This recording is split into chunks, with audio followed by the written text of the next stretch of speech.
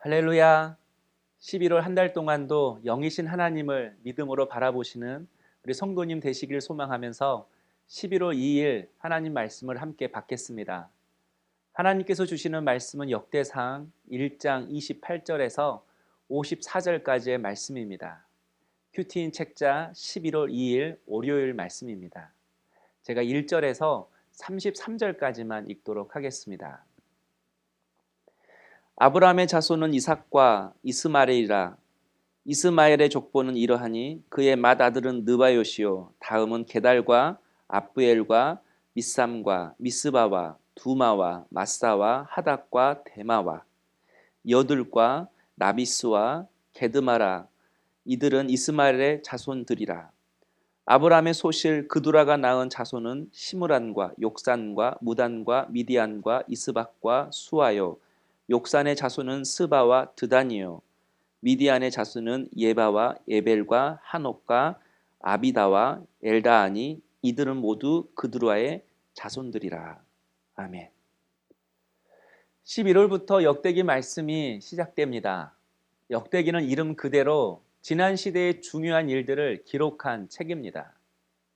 또 열왕기서와 같은 역사서이기도 하지만 열왕기서는 남유다와 북이스라엘 왕국 모두의 역사를 기록했다면 이 역대기서는 남유다의 역사만 기록하고 있습니다. 그 이유는 바벨론 포로 생활을 마치고 돌아온 이스라엘 백성들의 꿈이 바로 옛 다윗의 영광을 회복하는 것이었기 때문에 그렇습니다. 그러기에 다윗의 잘못한 점을 거의 기록하지 않고 주로 잘한 일들을 위주로 소개하고 있습니다. 또한 당시 역사를 기록했던 사람들은 이렇게 다윗의 나라가 과거에 부흥할 수 있었던 그 이유가 예배라고 생각했습니다. 그래서 역대상을 보면 성전을 섬기는 사람들, 언약궤, 그리고 성전 건축 준비와 완성, 이렇게 예배와 성전에 관한 내용들이 많이 기록되어 있습니다. 예배의 회복이 나라의 회복이고 예배의 부흥이 나라의 부흥이라고 생각했던 것입니다. 특별히 역대상을 보면 먼저 족보 이야기를 기록하고 있습니다. 오늘 본문도 족보입니다. 당분간은 계속 이렇게 해서 족보 이야기가 나옵니다. 시작부터 암초를 만났습니다. 그런데 족보를 보면 1장 1절, 어제 말씀이죠. 아담부터 그 족보가 시작합니다. 이렇게 먼저 족보를 기록한 이유가 무엇일까요? 바로 이스라엘 백성들은 하나님이 택하신 백성이라는 것입니다. 비록 포로 생활을 했고 지금 살고 있는 이 삶이 초라해 보인다 할지라도 하나님의 백성이라는 것입니다. 환경과 여건이 나의 신분을 결정하는 것이 아니라 하나님이 내 신분을 결정하고 내 삶을 결정한다는 것입니다. 우리가 무너진 마음을 회복하고 무너진 삶을 회복하기 위해서는 그 시작이 언제나 나의 정체성이 무엇인지 바로 그것부터 깨닫는 것이 중요하다고 성경은 이야기합니다. 그런 의미에서 우리 성도님들은 하나님의 자녀입니다. 택하신 백성입니다. 아멘이시죠? 그런 의미에서 하나님의 자녀에게 주시는 하나님의 축복이 있습니다. 바로 당신의 약속을 주시고 그 약속을 신실하게 이루어 가신다는 것입니다. 오늘 본문 28절은 아브라함의 자손은 이렇게 시작하고 있습니다. 알다시피 아브라함은 자녀가 없었습니다. 그래서 하나님께서 아브라함에게 아들을 주시겠다고 약속하셨죠. 셀 수 없는 별들처럼 무수히 많게 하시겠다고 하셨습니다. 바로 그 약속의 성취가 오늘 본문인 것입니다. 특별히 28절을 보면 아브라함의 자손을 설명할 때 아브라함의 자손은 이삭과 이스마엘이라 이렇게 설명하고 있습니다. 알다시피 이스마엘이 먼저 태어났고 이삭이 다음에 태어났습니다.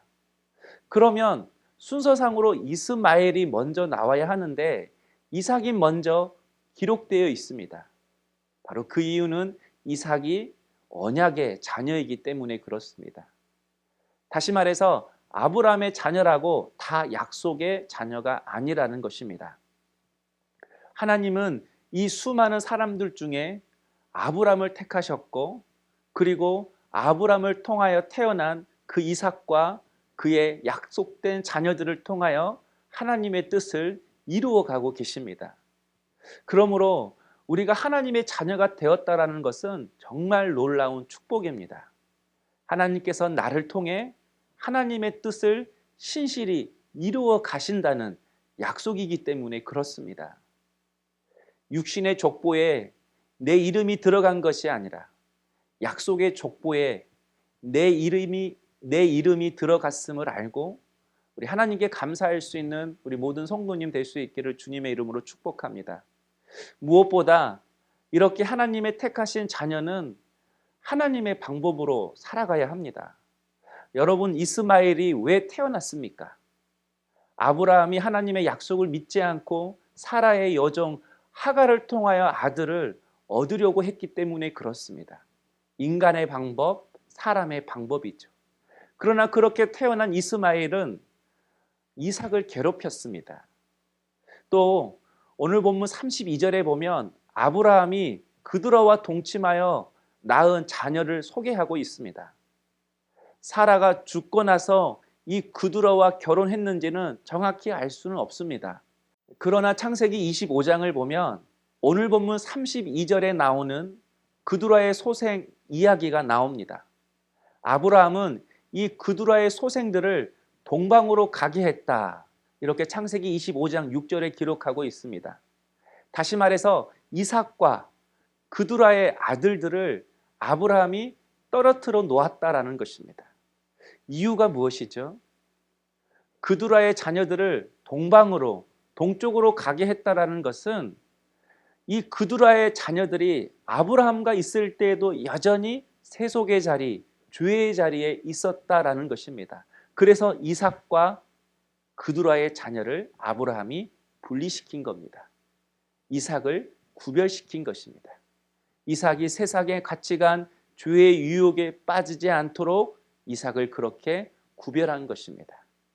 그러므로 약속의 자녀에게 있어서 중요한 것이 있습니다. 바로 선택입니다.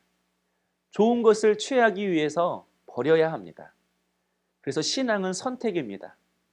정말 하나님의 자녀로서 하나님이 가치 있다고 말하는 그것을 내가 선택하고 그것에 그 일에 동참하는 것이죠. 특별히 우리 자녀들이 달라지려면 우리 부모가 먼저 바뀌어야 합니다. 부모가 먼저 성장해야 합니다.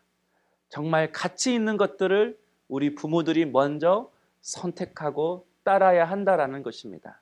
그래서 거룩이라는 이 단어와 가까운 한자가 있습니다. 바로 성스러울 성입니다. 이 한자를 보면 밑에 있는 단어가 흑토입니다. 그리고 위에는 기위와 입구가 있습니다. 풀어보면 이 땅에서 어떤 소리를 듣고 어떤 말을 하느냐, 바로 그것이 거룩이라는 것입니다. 그래서 하나님의 약속의 자녀가 된다는 것은 하나님의 음성을 듣고 믿음의 말을 하는 것이 하나님의 자녀라는 것입니다. 세상에 여러 소리가 있는데 그 세상 음성에 노하고 하나님의 음성에만 예스하는 것입니다. 잠언 25장 26절에 의인이 악인 앞에 굴복하는 것은 우물이 흐려짐과 샘이 더러워짐과 같으니라, 이렇게 기록하고 있습니다. 사단은 자꾸 우리 우물에 독을 풀어 넣으려고 한다는 것입니다. 우리의 마음을 오염시키도록 우리에게 염려와 걱정과 세상 것을 집어넣는다는 것입니다. 그러므로 우리의 심령이 세상의 유혹과 시험에 더럽히지 않도록 우리의 마음을 항상 기도와 말씀으로 깨끗게 해야 합니다. 오늘 또 하나님이 주시는 말씀과 지혜와 능력으로 악의 세력에 굴복하는 것이 아니라 오히려 그 악을 이기고 하나님의 뜻대로 살아갈 수 있는 약속의 자녀가 되는 우리 성도님 될 수 있기를 주님의 이름으로 축복합니다. 기도하겠습니다. 사랑의 주님, 하나님의 생명책에 우리의 이름을 기록해 주시니 감사합니다. 이제는 하나님의 택하신 자녀로서 합당한 삶을 살기를 원합니다. 하나님의 음성에 예스하고 세상 소리에 노할 수 있는 그런 믿음을 우리에게 허락하여 주옵소서. 인간의 방법, 세상의 방법이 아니라 하나님의 방법을 따르고 하나님이 기뻐하시는 좋은 것들을 취하며 살아가는 오늘 한날이 되게 하여 주옵소서. 예수님의 이름으로 기도하옵나이다. 아멘.